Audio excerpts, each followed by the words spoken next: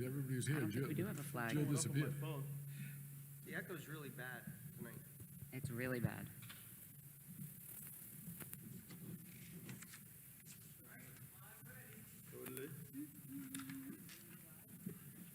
Okay, we're just waiting for Jill.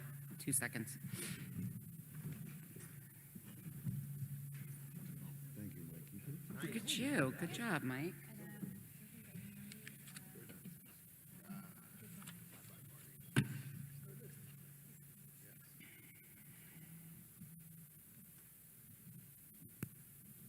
You must have been a Boy Scout.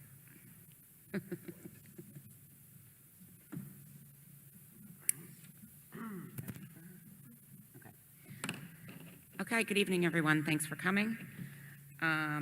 In accordance with the requirements of the Open Public Meetings Act, Chapter 231, PL 1975 announcement, I wish to announce that the New Jersey Open Public Meetings Law was enacted to ensure the right of the public to have advance notice of and to attend the meetings of public bodies at which any business affecting their interests is discussed or acted upon. In accordance with the provisions of this act, the School District of the Chatham's Board of Education has caused notice of this meeting to be published by having the date, time, and place thereof posted in the Board Administrative Offices sent to the clerks of Chatham Borough and Chatham Township, the Library of the Chathams, the Chatham Courier, the Daily Record, the Star Ledger, and TAP. Peter, would you mind taking roll? Sure. Ms. Ross. Here. Ms. Allen. Here. Mr. Del Sandro. Here. Ms. Kenny. Here. Mr. Ryan. Here. Mr. Smith. Here. Ms. Weber. Here. Dr. Zhang. Here. And Ms. Ciccarelli. Here. 9 present and accounted for. Perfect. Please join us for the Pledge of Allegiance if you're able to stand. Pledge allegiance to the flag of the United States of America and to the republic for which it stands, one nation, under God, indivisible, with liberty and justice for all.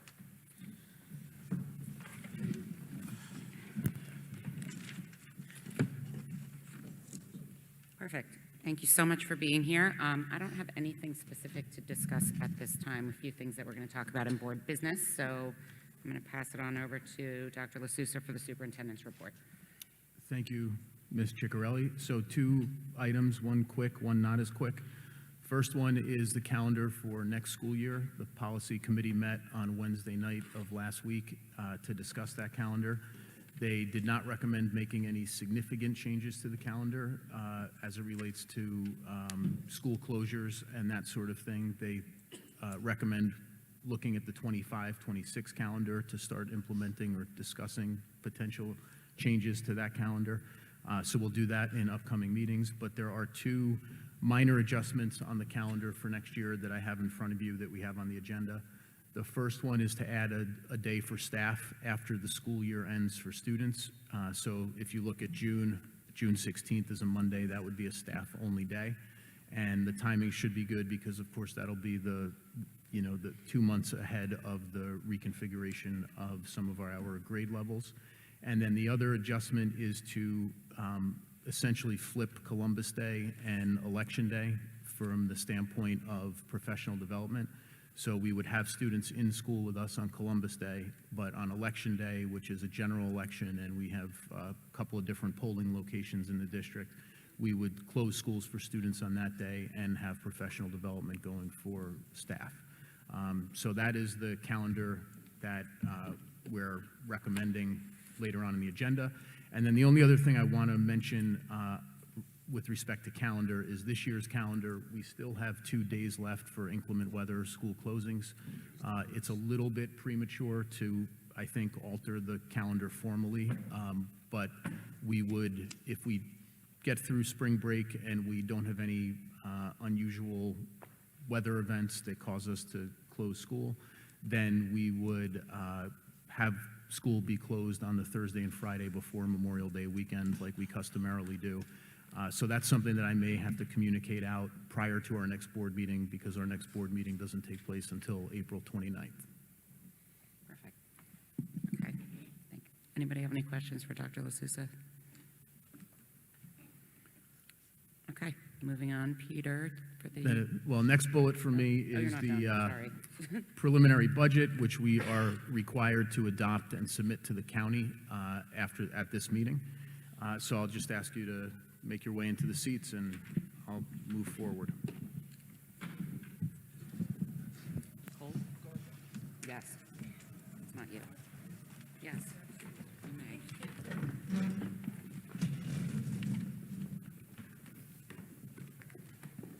Do it from there.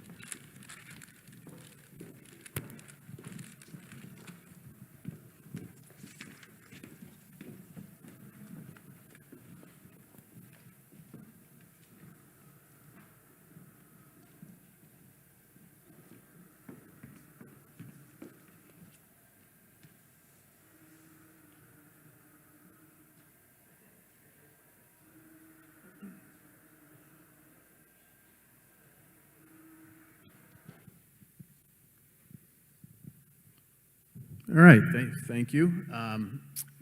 So the policy committee met on Wednesday night, so did the finance committee, and we discussed where we are with the budget. It's been a more challenging budget than we've had to put together in probably 5 or so years. I'll explain why, and tell you what the finance committee is recommending at the current time. And I might have to move back here to make this work.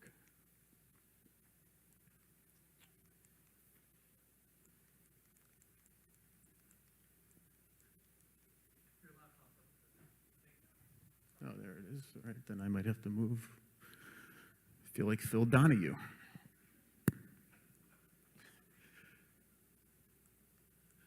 And it's still not working. Yeah, it's not. There we go.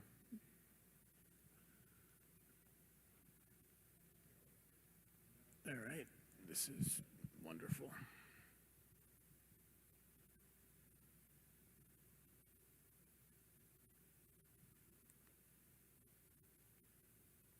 Okay, so I'll start with the big items, the broad trends that are affecting us, and then I'll move into our expenditures and where the pressure is coming from a cost standpoint, then get into the revenues, and then finally the decisions and the proposed budget.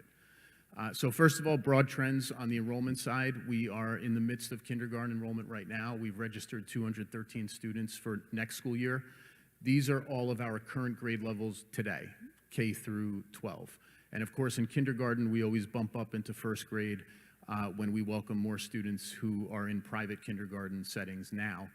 But you can see on the left side of the dotted line, the average class size in our grades 1 through 5 is 246. And at the 6-12 level, we are closer to 300 still. So as has been happening the past number of years, every year that goes by, we're kind of losing about 50 students because we're graduating closer to 300 students, and you can see grades 9 through 12 right now. And then we're bringing in closer to 250 students. So that trend will continue even though we are stabilized, if not ticking slightly upward K-5. Inflation is still a challenge for us. The state calculates the CPI for transportation on an 18-month look back. The current CPI for transportation is 5.81%. You'll see in a little bit that we are forecasting our transportation costs to go up a little shy of that, and that is with the expectation that our providers will renew their routes at that level and not decline any of our routes. And we did last year have a couple of routes declined where we then had to go out to bid. And then the national CPI is standing at 3.2% on the 12-month look back right now. So obviously just those two numbers alone are greater than 2%, which is what the tax levy can increase by, notwithstanding other waivers and adjustments. I'm going to talk about school funding a little bit, state school funding, because this has been in the news a lot. If you've been watching the news and listening or reading, you know that this is the first year that New Jersey has fully funded its funding formula. Really probably the first time New Jersey has ever fully funded a funding formula, because the preceding formulas before this one were not fully funded either, which is what caused this one to be created. So SIFRA is our current formula. It was enacted in 2008 under Governor Corzine and the then legislature.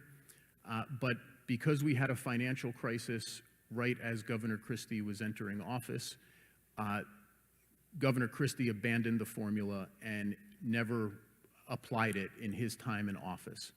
And then when Governor Murphy came in, he continued the same until 2018. And you might remember in 2018, Steve Sweeney, then Senate President, had kind of a showdown. There was a budget, a state shutdown, at least a threat of one, in late June, which is when the legislature has to enact the budget for the following year.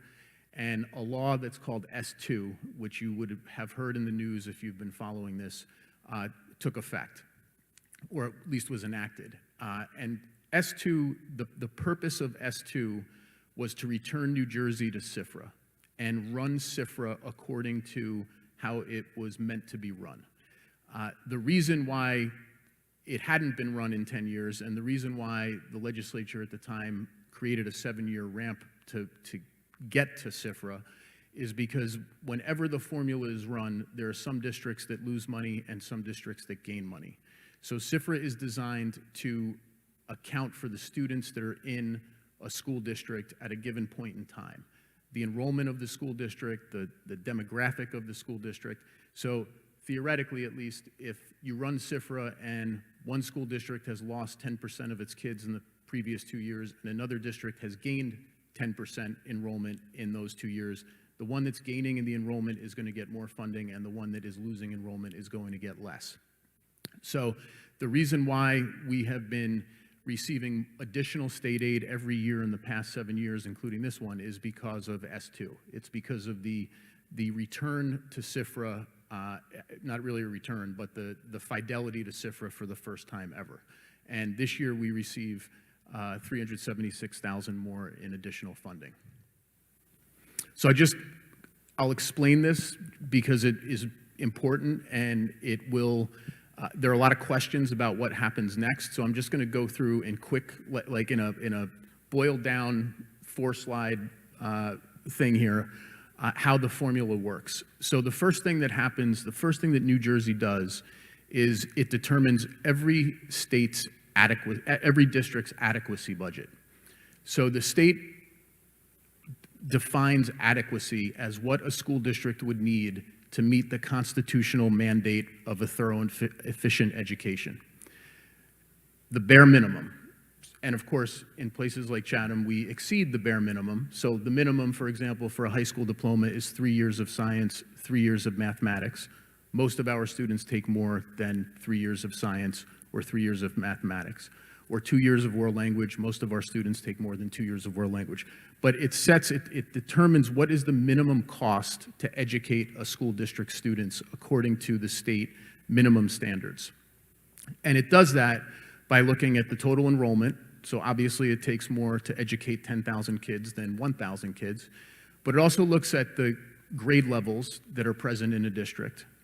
So it considers an elementary student like 1, but it considers a middle school student as, I think, 1.05, and a high school student is 1.1 student, because it's more costly to educate a student in the high school than it is an elementary school. And then it looks at the composition of the student body in terms of at-risk students. And it defines at-risk students as students who are on free and reduced lunch, students who speak a language other than English as their primary language, and special education students, students who are receiving special education support. So that's adequacy. One number for every district is the adequacy budget. Step 2 is the state determines if a community can meet its adequacy obligation, and they call that local fair share. And they determine, or the state determines local fair share based on 2 items and 2 items only: the income in a given community and the value of property. The income comes from state income tax returns, and the value of property comes from the county extract of ratables, which we talked about this fall, because the county extract of ratables is not dependent upon an individual municipality's revaluation or reassessment process. So if one municipality hasn't assessed its property in 25 years, that municipality doesn't get off kind of scot-free, while another municipality like Chatham Borough recently reassesses its value, and of course the value goes up if it hadn't been done in 25 years. The county and the state of New Jersey have a way to normalize property values, and that's what goes into determining local fair share. So then the state looks at those two numbers, adequacy, your district's adequacy budget, and your local fair share. And CIFRA is designed to make up the difference between the two. Only about half of the districts in New Jersey receive what's called equalization aid. Equalization aid is what bridges the gap in between adequacy and local fair share. And then another half of districts, and of course we're in this half, do not receive equalization aid because our local fair share is greater than our adequacy budget. So if you, well, I'll get one more slide, I'm skipping ahead. So then aside from equalization aid, so that's the bulk of CIFRA is equalization aid, regardless of how much a school district's local fair share is, regardless of where it stands, CIFRA also says that the state of New Jersey has an obligation to provide some level of support to every school district in New Jersey, because every school district has to contend with certain categories of funding, and they're called categories, regardless of their wealth or their local fair share. And this is called categorical aid. So categorical aid stands apart from equalization aid. And categories include, and these are our three primary categories where we receive funding: special education, transportation, and security. So this is what we look like according to the state funding formula. Our adequacy budget is about $58 million. So the state says to educate every Chatham kid to the minimum standard established by the state of New Jersey should cost $58 million. Can Chatham afford $58 million? According to the state, Chatham can more than afford $58 million. According to the state, the income and the property value here would lead to a local fair share, a local burden, if you will, of $132 million. Therefore, there's zero equalization aid. But on the categorical aid side, and this is where S2 has come into play for us, these are the numbers that have increased every year for the past 7 years for us. And just to give you an idea, when our aid was slashed in 2009, when Governor Christie first entered office and there was a financial crisis, our total categorical aid was in the $400,000 range. So we were hammered, and we've been made whole first by Governor Christie, who restored aid as he moved forward in his term, and then now S2 and Governor Murphy have increased the aid since then. So our categorical aid stands at about $5.1 million, and you can see almost 80% of that, 75% of that, something like that, is in the special education category. All right, so that's CIFRA. And now that it's been fully enacted or fully funded, there are questions, and you will see this in the news too, especially at this time of the year, and really probably through the state budget is ratified. There are a lot of districts that feel like CIFRA is inadequate, that when CIFRA was adopted in 2008, it really didn't account for security costs the way every district is now spending money on security. Some communities believe there's too much variation and bumpiness in local fair share because property value can increase somewhat dramatically from year to year depending on what's going on in the market.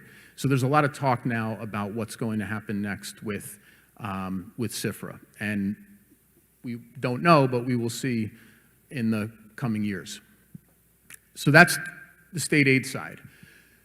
In terms of our own budget right now, what we're dealing with this year, the biggest cost driver, or the biggest two cost drivers in this budget are special education costs. And when I use the term extraordinary special education costs, I'm referring primarily to out-of-district tuitions for an increasing number of students who we need to place out of district based on their needs, the tuition rates of those institutions that are approved by the state, and on top of that, some of the extraordinary services that some of those students might require. And they may include things like one-to-one paraprofessional support, nursing services at all times, there's a whole bevy of costs that are associated with educating some of our most vulnerable kids. Health benefit premiums are going up 10%. And I'm going to go through these in greater detail in a second. Inflation, like I said, is 3.2. Transportation is up over 5, and then our salaries are up over 3, which is a result of collectively bargained agreements, as well as the fact that we're incorporating some of the positions that we've been funding with federal dollars the last couple of years, and that we think those positions are critical moving forward in the budget. We can't let go of them. They're mainly positions that relate to special education costs and clinicians who help our students on the mental health side. So a closer look at out-of-district tuition. We're going up, we project about $1 million. That's number one, because of a greater volume of students who need to be in a setting that gives them more support. And also because, ironically, even though our board is confined to a 2% tax levy cap, approved private schools for students with disabilities have no cap, and they can set their tuition at any rate they want.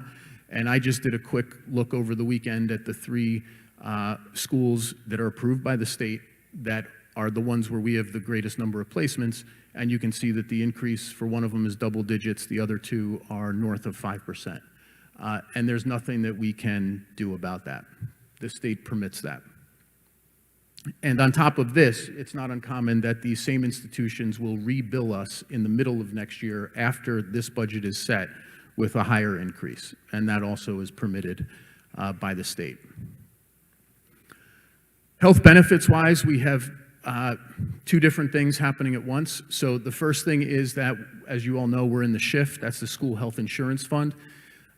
We've been doing well by the SHIF. We've been in the SHIF, I think, 6 years now. Most years we have beaten the rate increase of the state health benefits plan, but there's always an occasional year, and this year is one of them, where we are not beating the state health benefit plan increase. The reason why that matters is that the state health benefits plan, if it increases, the state of New Jersey permits a Board of Education to increase its health insurance, recoup the cost of its health insurance increase by the same amount as the state, at least above 2%. So if our health insurance rate was going up 6%, the state says, okay, you can exercise taxing authority in the amount of the dollar amount between a 2% increase and a 6% increase. It gives the Board of Education a waiver to essentially pass that cost on to taxpayers. Because we're above 6%, we only achieve the waiver up until 6%, and that which falls beyond 6%, we get no waiver.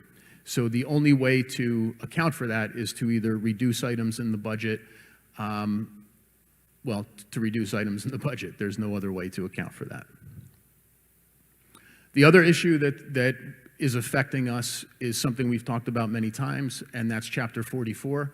So in the midst of the pandemic in the spring of 2020, the governor and the legislature enacted a law called Chapter 44, and that law created 2 health plans that every school district employee in the state has the option to enter, and any new employee hired in any school district after January 1 of 2021 must enter. And the idea and what they were selling was that these plans were less expensive and therefore would save everyone money. We, of course, pointed out that they weren't less expensive. They were actually the same cost as the plans that we were offering at the time. But any employee who's placed in one of those plans no longer contributes a percentage of the premium for their health insurance. Instead, they make a different contribution that's based on their salary. And the net effect for every single employee who goes into one of these plans, the NJEHP is the one where 99% of our staff go, they save a couple of $1,000 on average, couple $1,000 in their health insurance contribution. And the board picks up the couple $1,000 that they save. So this is not negotiable. The way the law is written is that this is what every school employee is entitled to, but the net effect of that has been in Chatham, and we just did a quick 3-year comparison, the cost of benefits, let's see if I have a laser here, the percentage cost of the benefits, how much the employee has been bearing versus how much the district has been shifting. And this makes sense because any new staff member we hire, it doesn't matter if we hire an assistant superintendent or a teacher or a custodian, when they come in, they must go into the NJEHP. And if they go into the NJEHP, they contribute less for their health insurance than they did 6 or 7 years ago before this law was in effect. So it might not seem like a lot that 3 years ago or 4 years ago, employees were contributing 25% of the cost of health insurance, and now they're contributing only 20%. Well, 1% equals about $100,000. So that's $500,000 in health insurance costs that has shifted fully to the board and away from employees. So good for employees, but from a budgetary standpoint, the Board of Education now is shouldering $500,000, which is roughly 1/3 of the tax levy increase on a 2%. I already mentioned transportation and salaries, but they're pressuring us as well.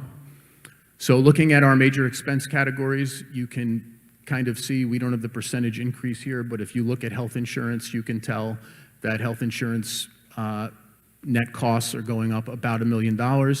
You can see the out-of-district special education tuition is going up, as I pointed out on the other slide, and you can see the variation in some of the other categories. On the revenue side, as you know, the taxing authority available to the board is the equivalent of 2% more than the prior year tax levy. So the prior year tax levy is that top number, $70.6 million.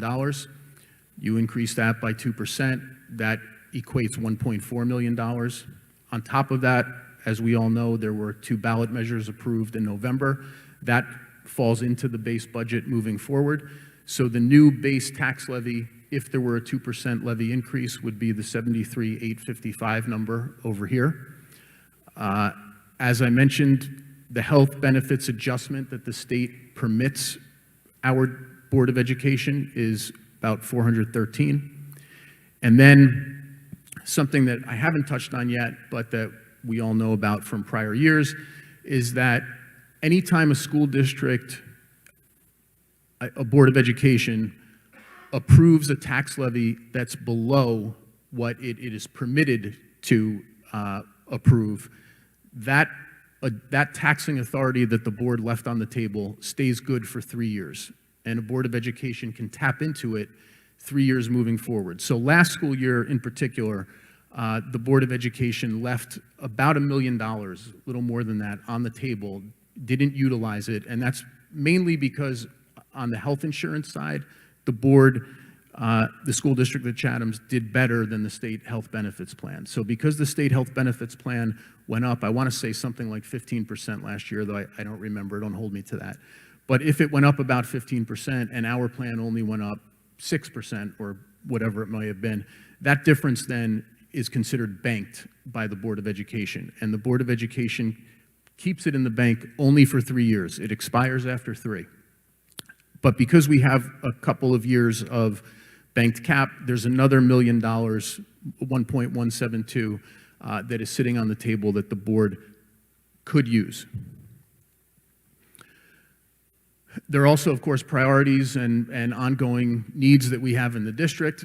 So among them, chief among them, I should say, has to do with this building that we're standing in now. So because we are going to reconfigure the grade level structure in the district in the summer of 2025 or fall of 2025, there's work that we plan on taking on here to get the building ready. Some of this are items you'll recognize that were supposed to be in the referendum that we were considering in 2020 before the pandemic hit. We've scratched off a lot of those projects over the past 4 years using other sources of funding. But there are a couple that we didn't get to that would affect this building, like replacing the ceiling fixtures, lighting fixtures in the drop ceiling in all the hallways. We would like to repaint the lockers, which are original to the school and are a little bit beat up. We need to modify some classroom spaces. And then next summer, or at least maybe next spring, like a year from now, we plan to do some work behind the school for recess and other activities that we know our fifth graders and even our sixth graders might enjoy, like the installation of Gaga pits and four-square courts. We also know that we're going to have, a year from now, an entire school, all of Lafayette Avenue School will move to the middle school, because grades 4 and 5 will all move together. So we intend on hiring a counselor that will be stationed at Lafayette next year. We also have 3 to 4 sections of third grade at Lafayette next year, so we're increasing the number of grade levels and students there. And then that counselor would come along with the whole school the following year, so that we have a counselor for every grade level in the middle school once we have the 4 grade levels here, and we have a counselor who is available to, shepherd the students with them as they all move forward. We're still working on the security vestibules. The plans are being finalized and tightened up right now. That work should begin early summer. We're trying to plan it as close as we can to the end of the school year. We have grading of the baseball field, or the big field behind the high school. And just quick history there, that used to be, prior to the acquisition of what is Cougar Field today, the high school football field was behind Chatham High School, and there was a track there. When that went away, there was some degradation to the field, and then when the C wing was built back in 2001, 2002, which was when I entered the high school, there was a massive amount of construction behind the school, and that field has never quite been the same. We've tried to, at different points, to pick it off and do something back there to improve it, but we have that as a priority here because we think we've reached a point where we need to, and we have some support from the baseball community there. And then we're still working on roof replacements and other types of projects that we've gotten some state assistance with. We do have some staffing reductions that we're working on. These are not all finalized, but I'll just touch on a couple. We have a vacant supervisor position right now because you might recall that when Anthony Giaconia, who was the assistant principal here at the middle school, left to take another position, we transferred one of our supervisors into that assistant principal position. We have been waiting to advertise that supervisor position, but we don't have the capacity to keep it in the budget at the current time. So we're booking a reduction there. We had a German teacher submit her letter of resignation a couple of months ago. We advertised for the position. We didn't get a single candidate when we advertised for the position. And because our enrollment has declined at the middle school, and it will decline at the high school, we're in a position right now where we've added multiple languages in the past 15 years or so. Those 2 languages have been Chinese and American Sign Language, but our enrollment no longer supports the number of languages that we're offering. So what we are planning, in part because we didn't have an applicant for the position, and it's hard to come by world language teachers, as we all know, but also in part because we don't have the enrollment at the current time to support 5 different language offerings, is we are going to begin to phase out German as an offering at the middle school. So the incoming 6th graders this year will not have German. They'll have to select one of the other 4 languages. We will commit any way we can to supporting any student who's currently in the German program to keep taking German as long as they would like, right through the time they graduate high school. But for incoming students, we would have them select one of the other 4 languages. We're working on the reduction of about $300,000 worth of additional staff. That will take the form of primarily teaching staff at various grade levels in the district. We haven't finalized all of those reductions yet and haven't spoken to all those individuals, but that will be happening in the coming weeks. As I mentioned, we have a school counselor that we plan to put into Lafayette to help with the transition. We have a music teacher at CMS here. We had a music teacher resign from CMS a year ago. We didn't replace the position, and we really are in a bind now and need to from the standpoint of scheduling and other things. And then we need some additional special education support at least Lafayette and possibly even at other grade levels. But this is what's reflected in the current budget right now. So the Finance Committee discussed all of what I'm saying on Wednesday night. We had a very lengthy meeting. We looked at pros and cons and pluses and minuses and all kinds of stuff. And at the end of the day, what the Board Finance Committee recommended, at least in terms of this presentation and the preliminary budget that we'll adopt, is to take the 2% increase on the tax levy, take the health benefits adjustment, and then tap into some of the banked cap. So the proposed budget that we are presenting tonight taps into $242,000 of the banked cap. 77 of that would expire this year if it goes unused. So it would go away and we couldn't recoup it next year or the year after. But by utilizing 242 of the bank cap, there is about 830 of bank cap left, and that will remain good for 2 more years, and then it will expire if it's unused. And doing all of that would lead to a tax levy increase of 2.91. This is a look at the revenue side of things, and you can see the state aid, you can see the tax levy and the total increase. Our tax levy still comprises roughly 90% of the budget in terms of source of funding, and then we get some grants in terms of state and federal grants that are kind of toward the bottom there. This is the estimated tax impact of the proposed budget, and you can see the Chatham Borough average assessment locally is now higher than the township assessment because of the revaluation, and Peter and his crew work with the county and the clerks here in the borough and the township to finalize the numbers based on the share of revenue into the school district and the assessed value. This is just a chart we historically show. We've been slowly creeping up this chart, mainly because our enrollment has been falling. So as our enrollment falls, there are fewer students to spread the total budget spend over, but we're still actually below the state median and the state average for districts our size. So we're still spending below the average and hoping to deliver as good a product as we can. And that's it. So you can come back up on stage and ask questions of Mr. Smith or me or Peter or anyone else.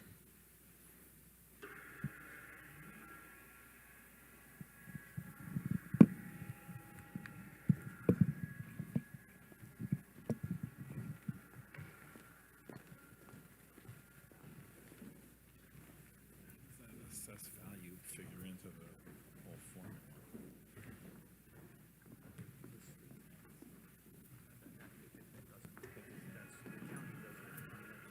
That doesn't, how's that affect?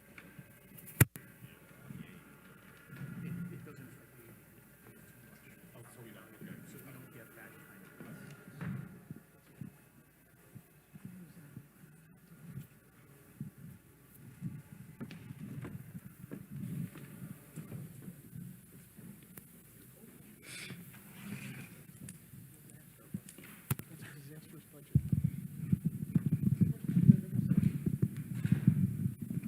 First what? That's the worst budget I've seen in my time on the board. Yeah.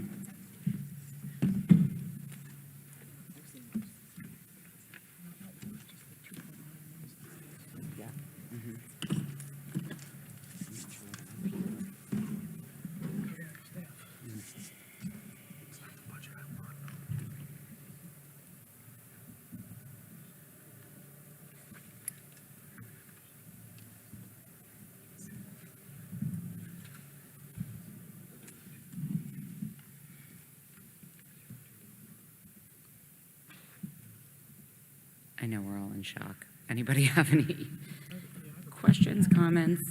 Go ahead, Jill. Oh, no, go ahead, Bob. Mike, you had a chart up there that said 2023, the increase, the tax levy was 4.5%, and the proposed is 2.91%, roughly. It was one of the last slides. It was in a chart form. Like maybe the third from the last. Okay. What, the 4.5, is that what we raised taxes with the regular budget and then the questions? Yes. On top of that? Yep. Okay, so it wasn't 4.5 at one time, it just over those two Correct. pieces. Yep. What was it prior to those two, without those two pieces, do you know? Well, it was 2 or 1.99 maybe a year Just ago. under 2. And then it was 2.52 with the second questions. Got it, okay.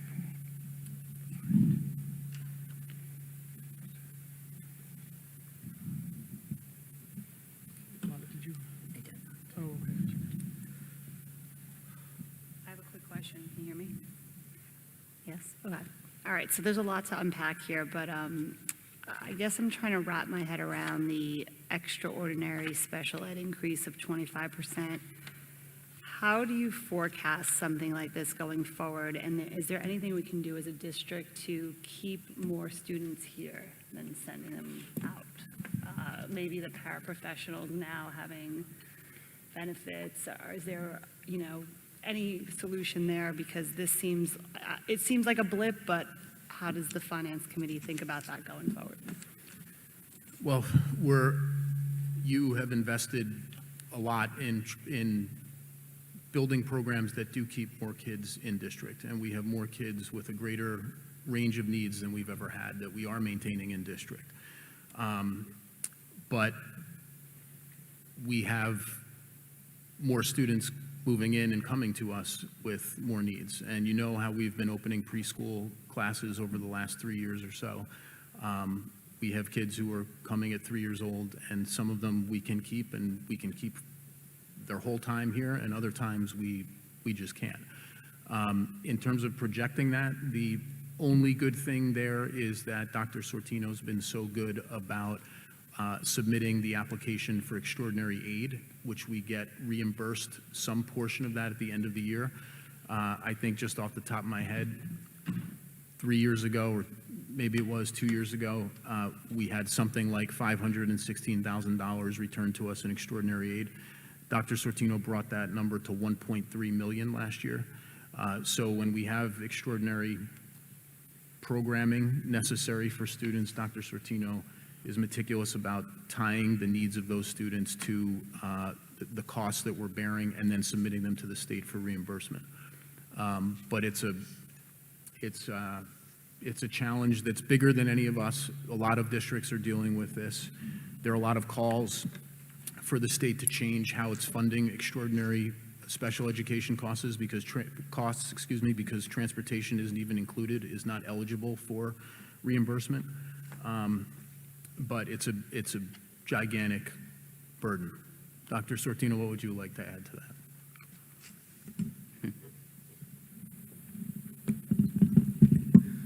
Our department works incredibly hard to keep every student in their least restrictive environment, but there are certain situations where students have either extremely complex medical, behavioral, or mental health needs that require an out-of-district placement, and some of those costs, as Dr. LaSousa had shared, are significant.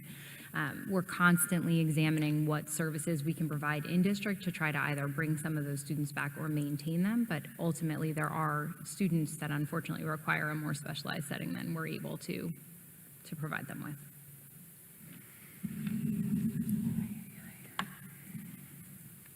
Sorry, this is the most challenging budget in my 15 years on the board. Mike, I have a question. Do you know roughly what percentage of our students require extraordinary special costs? And again, just roughly, is it 1%, 2%? Because to Susan's point, it's going to continue to go up as there's more development. There's not less development in Chatham Township. And, we don't know who's moving in. You don't know who's going to buy my house when I sell it. But statistically speaking, if you add 200 new units, you're going to get a proportional number of students that are going to require. So I don't see this going down. I see it increasing. So I don't know how we're going to, and the laws, all of these laws are against us. All of these laws don't help the district's budgets, any district, not just ours. So even if we can pass the 2.91% as a board, I see this ticking up every year, and I just don't know how to stop it. Like, what percentage of our kids, is there any way to anticipate? If 1% of our kids have extraordinary special education costs, and we add, that many more students each year, how are we going to adjust it? Because we can't just keep going 2%, 3%, 4%, 5%. We're going to get to the O'Neill years where it was, 9, 10, 12% increases. Well, you're in the neighborhood with the 1%. It's 1% and change are requiring out-of-district type placements. There's a much greater percentage than that are requiring some type of IEP service support. And then there's a whole range in between that. So there are students that are with us that are not out of district, but that do require practically one-on-one paraprofessional support all day long and multiple adults in the classrooms in which we service them. The math will never catch up. If we went back every year for 10 years, a greater percentage of our budget is being devoted to special education and gen ed is sinking, is reducing while special ed is increasing. That's just been because it's like an exponential difference in that it only takes 1 or 2 students with really, really significant needs that you can't catch up to it. So we've made huge investments and huge strides, and we have some staff that are doing phenomenal things, and we get emails. Even today I got one or yesterday maybe it was, from Dr. Sortino about a student who's really thriving and things are going great. Got another one today about the other end of the spectrum. So we're doing everything we can. The state needs to get its handle on extraordinary special education costs, and it still has not done so, even though they've been funding it to a much greater percentage. We used to only get 50% back on whatever we put in for reimbursement for extraordinary costs, and now we're getting closer to 90 or 95% back, which is a huge improvement. But this is a massive challenge that is statewide.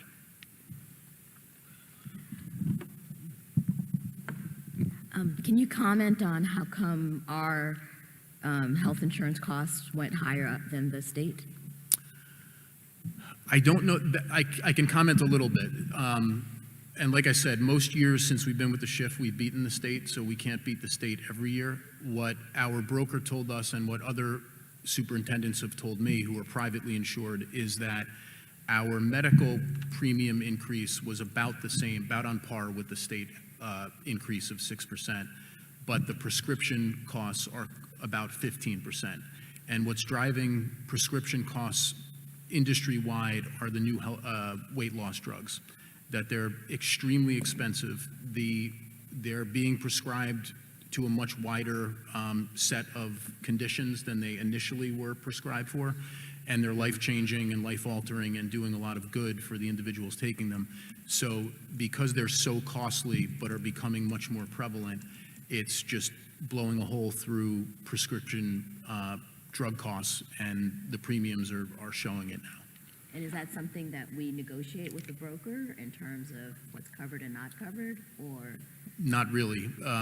Beth can comment on that, but there are the health insurance companies, and we have Aetna, they have like a formulary and they make determinations about which drugs are covered based on the physician, whatever, the physician prescriptions, and that's not something that I don't think we can negotiate, at least not right now, since we just started the first year of a 5-year contract. But Beth, why don't you talk about that a little?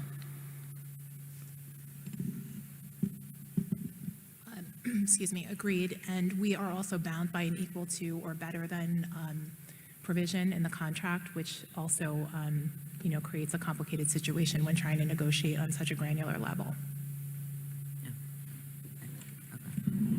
The other item regarding your question about this,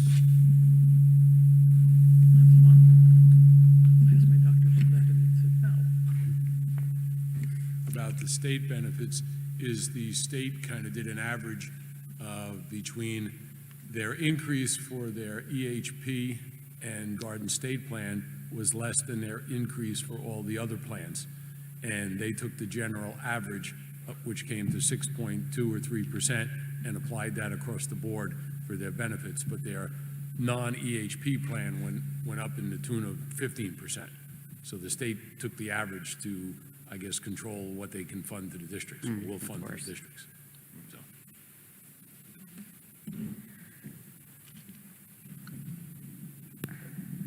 The slide that, aside from the extraordinary special needs costs, the slide that really hits home for me as well is where the one that he shows the 2% tax levy cap, and then transportation up 6, healthcare, I mean, they're all going up. And we explored everything from buying buses on our own to everything in between. And it's like we've said a million times before, it's just really bad math.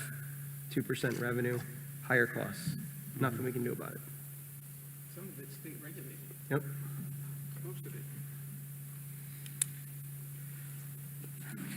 How do we become one of the districts that borrows money from the state and never has to pay it back? I mean, how does the state look at that as, you know, our taxpayers are bearing the brunt of it, whereas other districts are just borrowing tens of millions of dollars and not having to repay it? How do we get on that plan? I mean, how does the state see that as, I mean, they talk about this equalization and fair share and adequacy, and they're just throwing money at some districts and choking others. Yeah, I don't have an answer to that. No, it's, Yeah, I mean, you know, look, on the positive side of the ledger, we, in my opinion, the Finance Committee is being conservative in not eating up the entire banked cap, so that there's some bank cap in reserve for next year and the year after.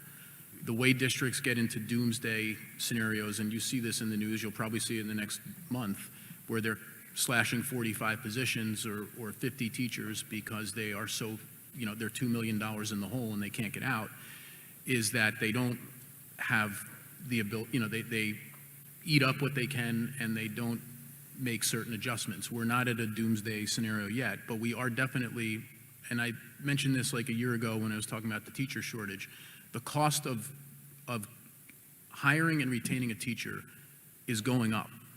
And if our revenue is locked in at 2 or 2.91%, the only solution there is going to be to have less teachers. We're going to pay fewer teachers more money. And when I say teachers, I mean staff as a whole. We're going to pay the staff we have more money to hire and retain them. And we're not going to have as many because we can't afford to have as many. And we will be there, I would surmise, within a few years where we are, you know, tangibly increasing class sizes, which we have not done yet. And we still have pretty good target class sizes at all of our grade levels. The high school will be the first one that we start tinkering with. And instead of having a max target of 25 or 24, it will move to 28 or 29, which is common in most, and many of these districts have 30 and more. But we're not there yet with this budget, but if things keep on this path, we will certainly be there in the coming years. And we'll pay fewer teachers more money and have fewer teachers because we can't have the number that we have. bad math. Yeah, I think, you know, we looked at all of this in the Finance Committee, and we made the determination at this point not to tinker with the class sizes. I mean, that was one of the important things that we said, you know, can we reduce the budget more? Yes, we could, but we would have to increase class sizes to do that. So we decided not to do that at this point. We said this before, there are only so many levers you can pull. Class size is kind of the last one. We're cutting German, we're cutting certain programming, and leaves us with class size. That's kind of all we have left.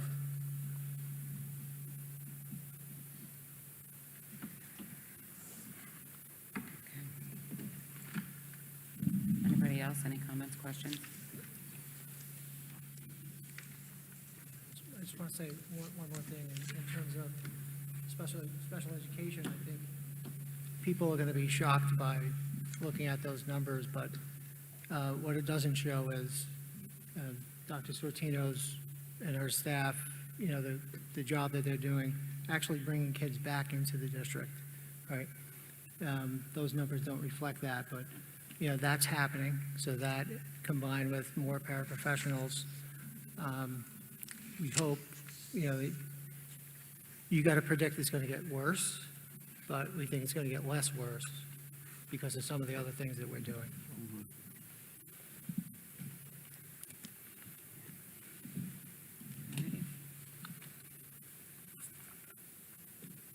Anybody else? You good? All right, thanks for that, Dr. LaSusa. Moving on to the business administrator's report, Peter. My report is fairly concise, since Dr. LaSusa covered a good majority of my points in his budget presentation. But just to reiterate, the architect is finalizing the plans for all the security vestibules, and hopefully will be going out to bid shortly. We are planning for all of the work at CMS that was mentioned in the presentation, and also all of the summer construction with the roof projects and the work on the field and the new lighting poles for CHS. So that's all I've got. Okay. Perfect, thank you. Ahana is not here, so we'll get a full update from her at the next meeting. Moving on to committee reports for personnel. Ms. Weber? We have not met, but we will be meeting on Wednesday, March 20th. Okay. Curriculum, Ms. Ross? Same as personnel, our next meeting is going to be this Wednesday, the 20th. Perfect. Finance and facilities, Mr. Smith? Yes, we met last week, as Dr. LaSusa described, to go through the 24-25 budget.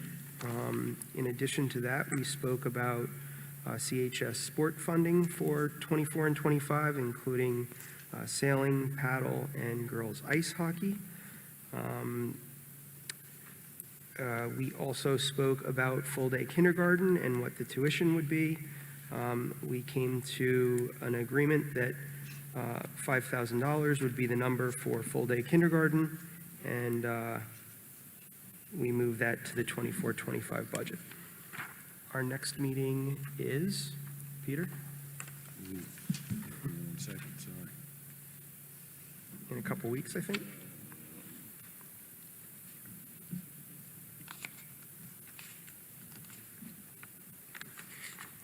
April 10th. April 10th is our next meeting. Okay, perfect. Bradley, what's the timeline on the budget? This is the preliminary budget This is hearing. the preliminary budget. When does it have to be finalized?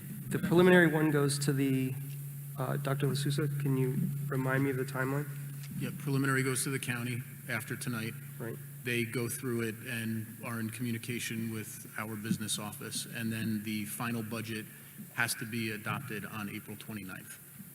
April 29th? Mhm.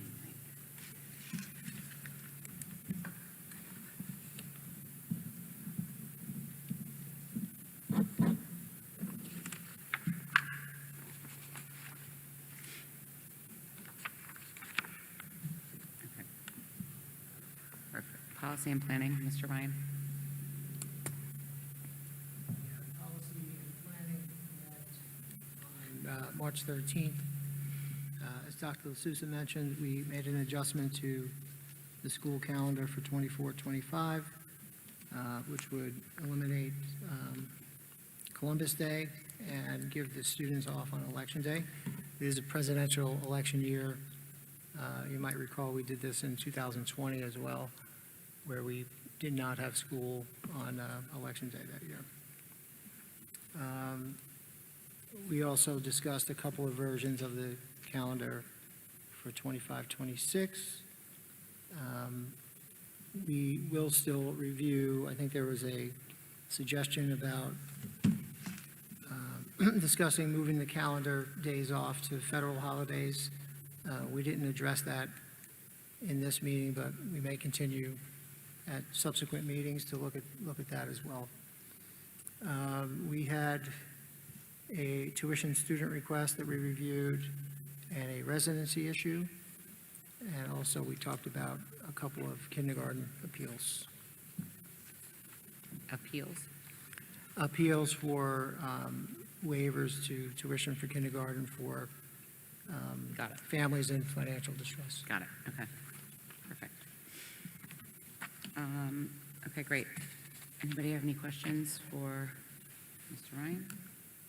Okay. Liaison reports? Anyone? Susan? Just a quick one for CEF, a reminder to get your tickets for the 30th anniversary celebration. I've already purchased mine. Saturday, April 27th from 7 to 10 p.m. at the Park Avenue Club. There'll be a live band, there'll be silent auction, live auctions, and all the proceeds will fund grants at all of the 6 schools. So just encouraging everybody to buy their tickets. Thanks. Anybody else? Any other liaison reports? You just mentioned Les Mis this week. Oh, yes, Les Mis is this week at the high school, Wednesday at 4 o'clock, and then Thursday, Friday, Saturday at 7. Is it 7 every night? 7:30. So yeah, if you haven't gotten your tickets, definitely get them. I'll be there at 4 on Wednesday. And that's why Ahana's not here. She's rehearsing right now. Oh, that's right, she's rehearsing. She's got a solo. She has a solo. Yeah, it's going to be amazing. Okay, perfect. Moving on to the minutes from the last meeting. Mr. DeQuilla? Sure. Only Ms. Allen needs to abstain. Is the regular and executive minutes, I just need a quick second. If I missed it. Anyone? Second? Mr. Smith, thank you. Regular and executive minutes from 3-4. Ms. Ross? Yes. Ms. Allen? Abstain. Mr. Del Sandro? Ms. Kenny? Yes. Mr. Ryan? Yes. Mr. Smith? Yes. Ms. Weber? Yes. Dr. Zhang? Yes. And Ms. Chicarelli? Yes. Resolution passes 801. Okay, perfect, thank you. Okay, moving on to our first opportunity for public commentary. Notice of public comment. Hearing of the citizens during the public commentary section of the agenda is an opportunity for any member of the public to be heard about issues which are or are not topics scheduled for the current meeting. To help facilitate an orderly meeting and to permit all to be heard, speakers will be asked to limit their comments to a reasonable length of time. If you do go up for public comment, if you wouldn't mind just signing in, stating your name, that would be great.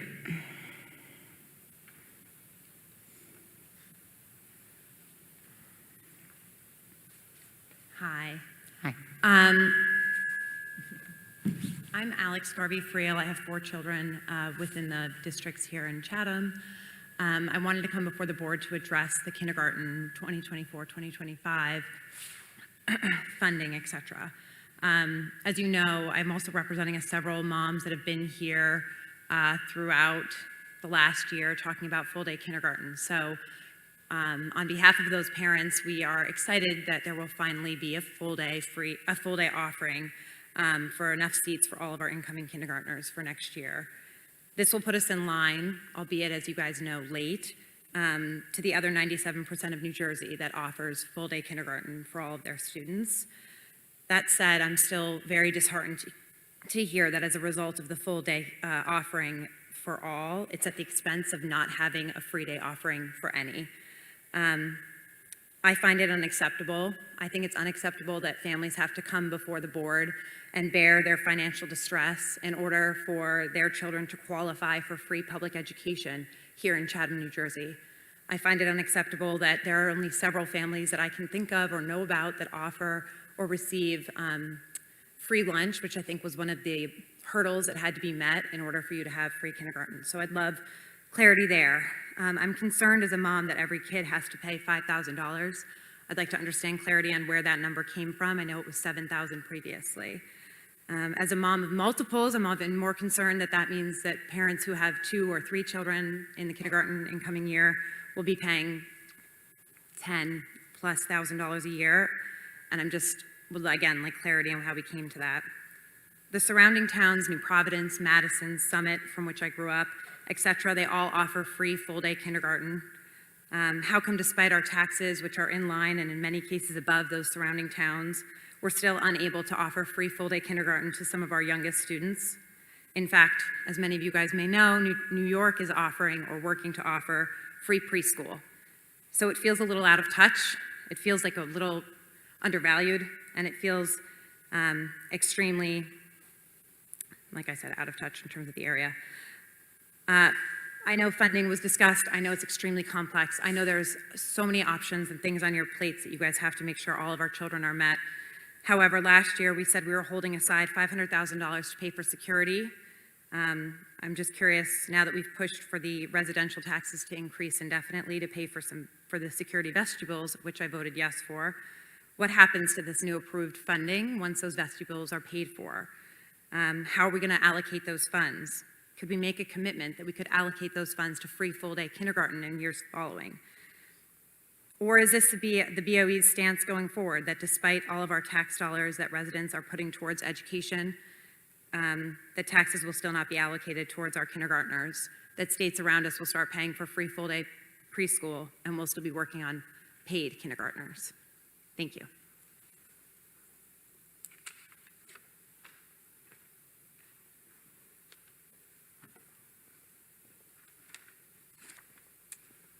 Good evening to all. Bill Heap.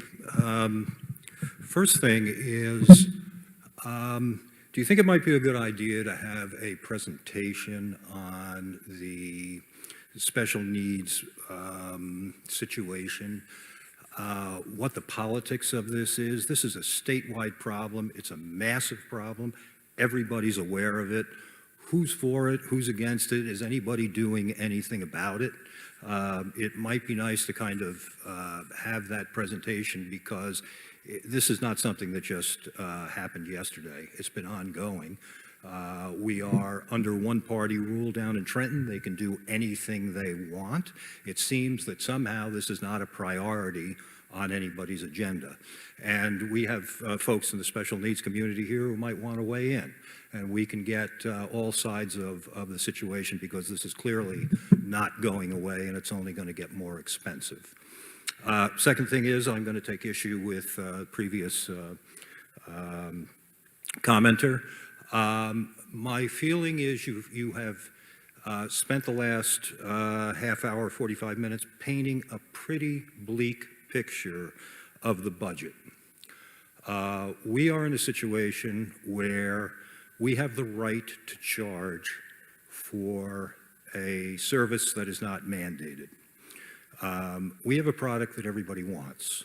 We have a clientele that is not only willing to pay. You have over 200 students enrolled. We have a clientele that is able to pay. We may not be the 1%ers, but we are overwhelmingly the 2%, 3%, and 4%ers. I get the fact that not everybody fits the profile. For those who can prove need, they would be subsidized. But you can't cry poverty and then go ahead and give up a revenue stream. I multiply 200 by 7,000, a million something. That's not pocket change. And on a tough budget, it just seems to me that you can't cry poverty and then leave money on the table. That's a tough thing to do. So I would, look, I guess the 5,000 has already been set, but you can't have it both ways. Thanks.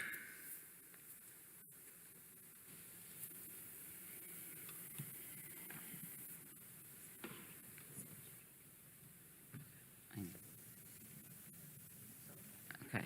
Anybody else? I guess that's it for this. Anything you want to address at the moment? Bradley, anything you want to address at the moment? We're closing the public. We're closing the public commentary for this section. No, I mean, we've, in terms of, I'm sorry, I couldn't hear your name, but in terms of full-day kindergarten, we hear you. It's the intention of the board, and I think we're all on the same page that we needed to get full-day kindergarten in place.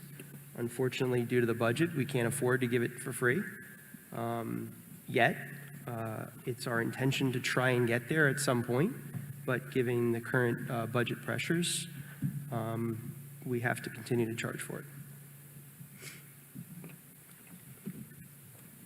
I'll just, on a technical point, as I explained in the presentation, the proposals that were approved in November, including the one for the security vestibules, that now becomes part of the base budget. That's booked into this base budget.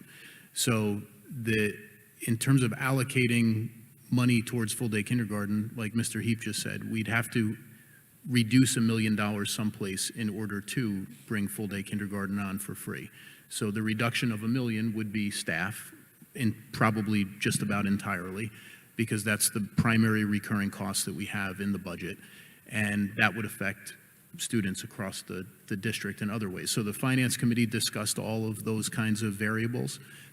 I think going from 7 to 5 is a move in the right direction to get to the destination that we are all hoping to get to. But we can't do that right now without gutting a significant portion of the budget. We can't get there all at once. Well, and as it turns out, we need additional staff for full-day kindergarten, not reduced staff. So, We're taking $1 million out of the budget.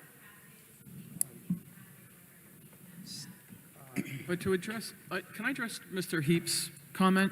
Because I've been working on full-day kindergarten for the better part of 2 years, and part of the discussion, Bill, is, yes, we're leaving money on the table, but it's not fair to put the budget, balance our budget on the backs of the kindergarten teachers, but by the same token, it's not fair to balance the budget on the backs of taxpayers. So we're trying to do the best we can to make nobody happy, to split the baby a little bit.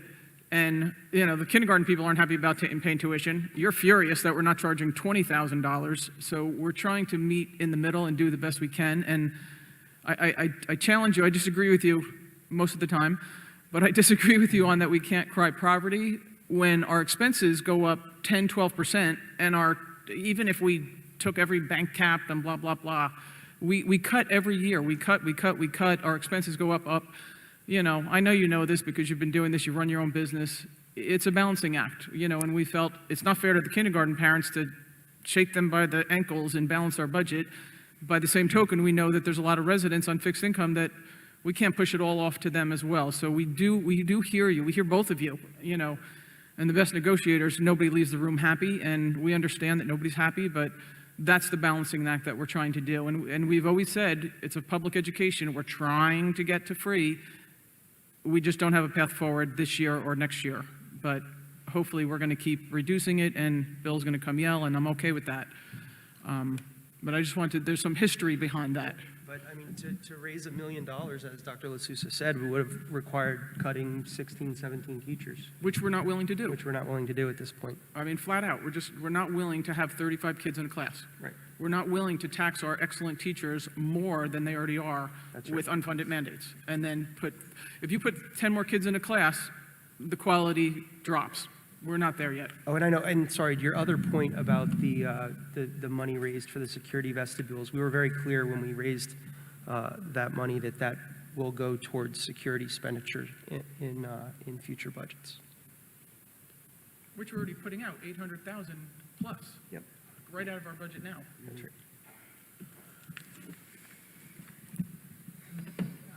The other thing I wanted to mention is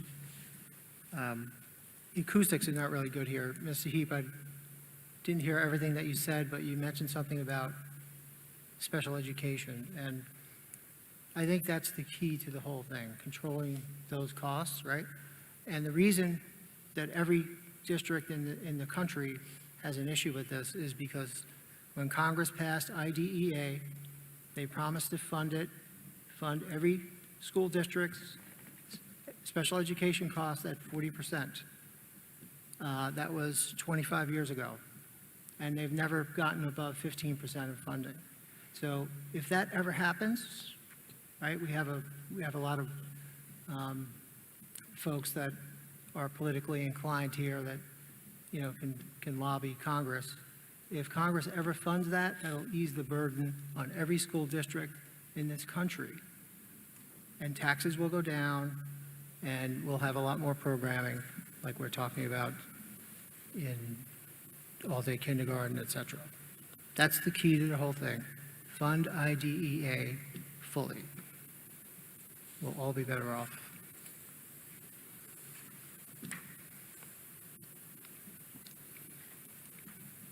Everybody good? Okay. Okay, moving on to our regular agenda. Action items for personnel. Ms. Weber? Yes. Thank you, Ann. I'd like to move items 1 through 15. And looking for a second. Excellent. Thank you. Any questions for Beth? She loves questions. Loves questions. And I make a resolution that I get a new volunteer job, recess lady. Okay. Because budget is no fun. Totally. You want to be a recess lady? How about it? Yes.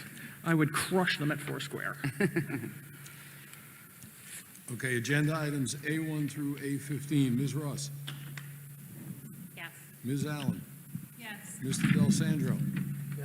Ms. Kenny? Yes, Mr. for all items except item 11, which I will abstain from. Okay. Mr. Smith? Yes. Ms. Weber? Yes. Dr. Zhang? Yes. And Ms. Chicarelli? Yes. Agenda items, oh, I'm sorry, Mr. Ryan? I thought I got you. Sorry? Agenda items A1 to 10 and 12 to 15 pass 9-0. A11 passes 8-0-1. Okay, perfect. Finance and facilities.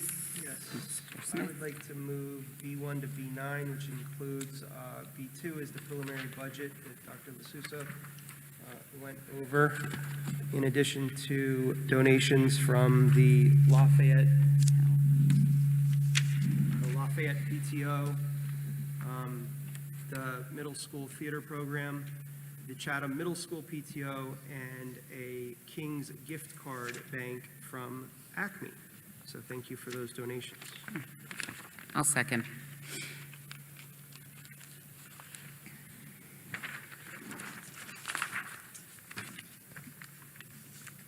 And second. I know, I was waiting for any questions. Okay. And seconded. I know, I was waiting we to don't have see any if there's any questions. questions. No questions. Agenda items B1 through 9. Ms. Ross? Yes. Ms. Allen? Yes. Mr. Del Sandro? Yes. Ms. Kenny? Yes. Mr. Ryan? Mr. Smith? Yes. Ms. Weber? Yes. Dr. Zhang? And Ms. Chicarelli? Yes. Agenda items pass 9-0. Okay, perfect. Curriculum. Ms. Ross? I'd like to move C1 to C3, and number 3 includes the changes to the calendar that Dr. LaSusa mentioned. Second?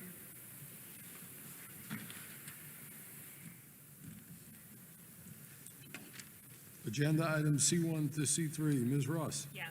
Ms. Allen? Yes. Mr. Del Sandro? Yes. Ms. Kenny? Yes. Mr. Ryan? Yes. Mr. Smith? Yes. Ms. Weber? Yes. Dr. Zhang? Yes. And Ms. Chicarelli? Yes. Agenda items pass 9-0. Okay, perfect. And nothing for policy. Okay, moving on to board business. I do have a couple things I want to, you okay over there? A couple of things I want to bring up.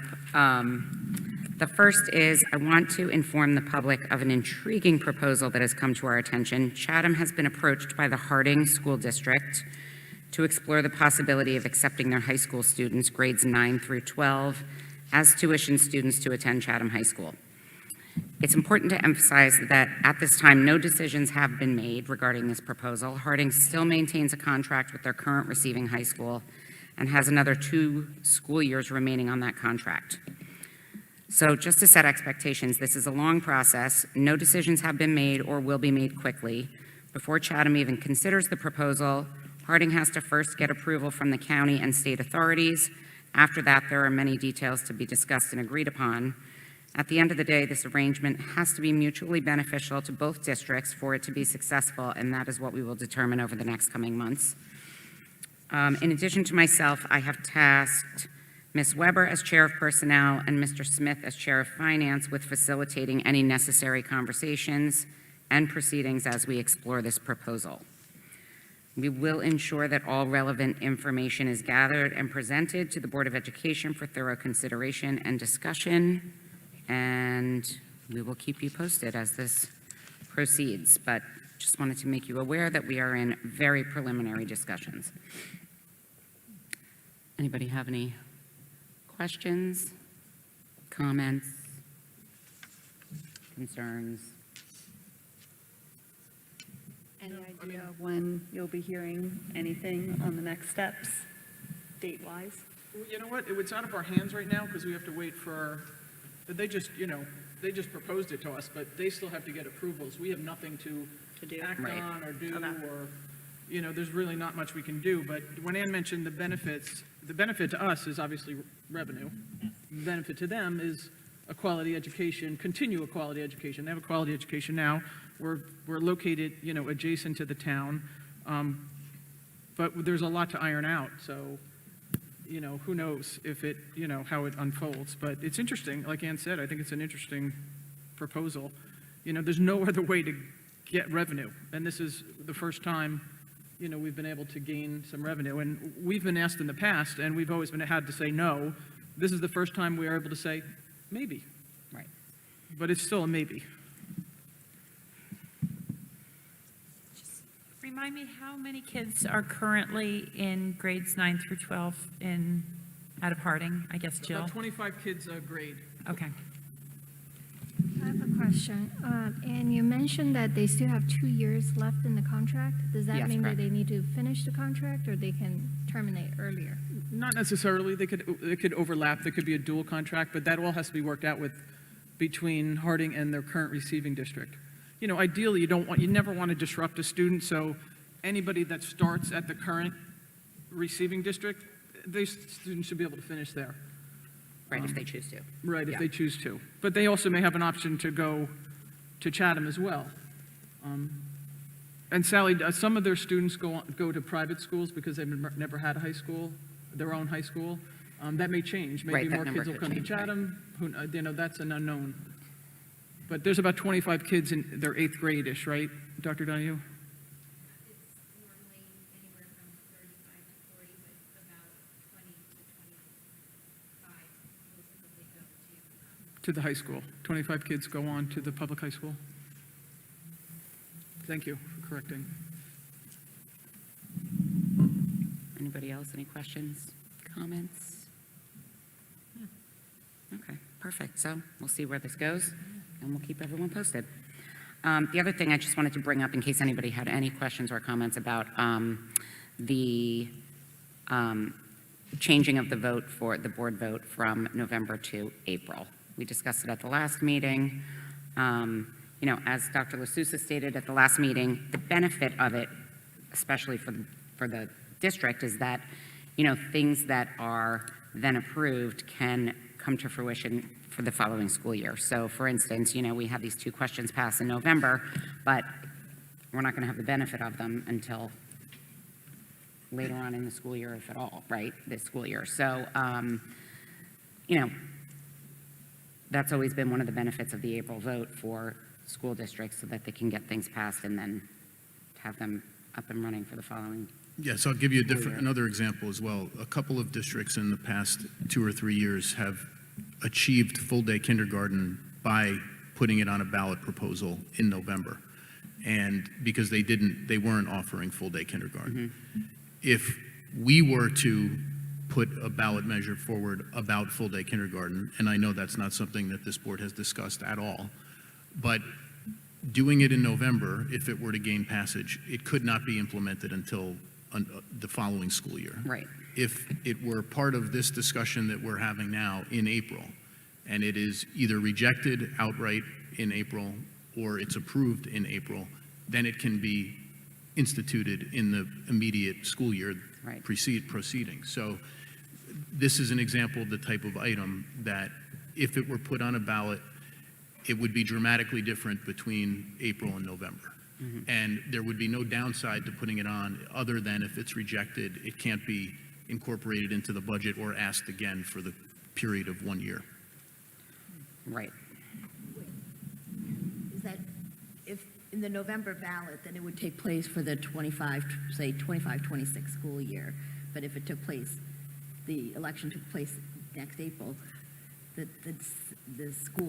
full day would still begin in 25-26. Yes, but what I'm saying is, let's just say that if our election were in April now, Yeah. and you were putting that forward now, it would be the ensuing Or- school year where you would implement. Okay, Yeah. okay. We didn't put much. Okay, Right. that's fair. And if it doesn't, if it were in April and did not pass, then you can't request it for another. Correct. Correct. And Correct. just to be clear, you can't put it on the ballot in November unless it's included in this budget, right? You have Right, to do right. that, you have to do that 4 months or whatever it is in advance, and it has to be approved by the county and signed off and all the rest of it. Yeah. So, Dr. LaSusa, are you saying that we don't ever have an opportunity to institute a ballot measure other than in November when we hold our board elections? Correct. You Right now, we have the don't. ability, boards of education may propose a referendum, which is just a vote to borrow money to undertake capital projects and such. There are 5 dates over the course of the year. One is in September, one is in December, one is in March, Right. and I think there's one in June, and then it's whatever date of the election. But for a ballot, a separate ballot proposal to increase the operating budget permanently, that has to happen on the whether you're April or November, one or But we the can other. do referendums. Yes, We can for do capital referendums at items, different times. but not for ongoing operating expenses. And As a background, can you just remind us when they switched the school board election from April to November? They did that recently, right? They did that 2012 was the law that enabled districts to do that. And what was the turnout like in April elections? Was it decent voter turnout No, relative it was to- lower. It was low. The only thing to remember, if the district goes back to an April election, the district has to bear the cost for the poll workers and the printing of the ballots. Right, and we don't know how much that is. Yeah, we don't know what that is, right? I would think it would be approximately between $15,000 and $20,000. How much? Between $15,000 and $20,000, because the last time we had to bear the cost, the poll workers now, I'm sure, make more money. Right, 15 or 20,000 in 2012 dollars, right? I'm estimating what it would be, in Yeah. today's dollars. Okay. And that would be annual. Yes, every year. Mike, is there an advantage? I see Councilman Strickland out there. The municipalities collect the taxes for us. Is there any advantage to some of that facilitation moving it in April, or will we always get a separate tax bill? Well, it's definitely better for them if there's a separate proposal. I'm sorry, repeat that? It's definitely better for them if a separate proposal is approved. Okay. Because they have to recalculate all of the tax bills with an approval in November. But if we move to April, is there an advantage also? Well, that's just more convenient for them. I mean, correct me if I'm wrong, Peter. Yes, because when the district passes its full budget in April, the information goes to let's say the township and the borough by the end of April. They incorporate that into their funding and tax bills that they create that are due August 1st. And then the supplemental 3/4 of November, February, and May. When the past year, the district passed its 2% budget, we sent the tax levies out. They incorporated the payments for the 4 months. Then in November, we sent them the adjusted levy for the second questions. They each had to go back and send out revised tax bills for February and May. So the borough and township get extra work because of second questions. And they incur additional cost because they have to pay for reprinting, remailing, and everything else. Second questions aside, if we move it to April, is there some operational savings on the municipality side? Or it's a wash? No, because they do the exact same thing. They will do the exact same process if we had a vote on the regular budget as if we have a vote, no vote. Well, actually, there would be no vote if we're not doing a separate proposal. There is no vote, so there is no change for them. Right, but if they're cutting their taxes in August, if they're doing their if they're due August 1st, and today we can't tell them what our budget is until November, Don't they have to recalculate? But if we do it in April, they'll have that information ahead of time before the August 1st. But regardless of the way the way the district operates now, our budget gets approved in April by the board. The only time we have an election, the only items elected in November are the board members and if there's second proposals. Gotcha. Okay, now I If we caught up. voted to move the election back to April, Yep. the only thing that would be voted on would be the board members and And if we second had a second questions. proposal. So Gotcha. if we don't have a desire to do second proposals for 1-2 years, if we move them, then we're just encountering extra costs to have the board members voted on in April. That's Okay. all that would be on a ballot. Got it. Okay, I Right, caught up. right. Yeah, thank you. And in just thinking out loud, that may be a good thing for one of the groups to propose to the state in addition to this law. If the district doesn't have a second question, as long as there's a primary, could the board election be pushed to the primary in June so that there's not additional cost? But I just thought of that now. Is that an option? No, that's not an didn't option. think so. Not in the new Yeah, law. It's not a You have current to do one option, or the but is other? that an Yeah. idea to save money? No. There's no political parties. All right. Right. When do we have to make a decision on that? What is it, 90 days before? 90 days before what? I know it's 90 days. We have to make a decision on that. 90 days before, I would say April 1st. I'm going to give you a guideline of April 1st next year. Got it. Wait, aren't we there now? Oh, next year, okay. Next year. It's too late to do it for this year. Oh. That would be next month. Got it. Right. And also, just to be clear, there was the one stipulation on anyone who's up for election in November, if we were to try to do this, they don't get extended. Correct. Right.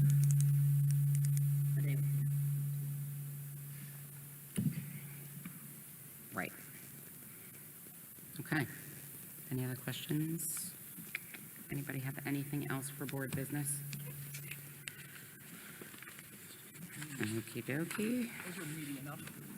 That being said, we will have our second opportunity for public commentary. As I stated earlier, if you will, just sign in and please just state your name. That would be great.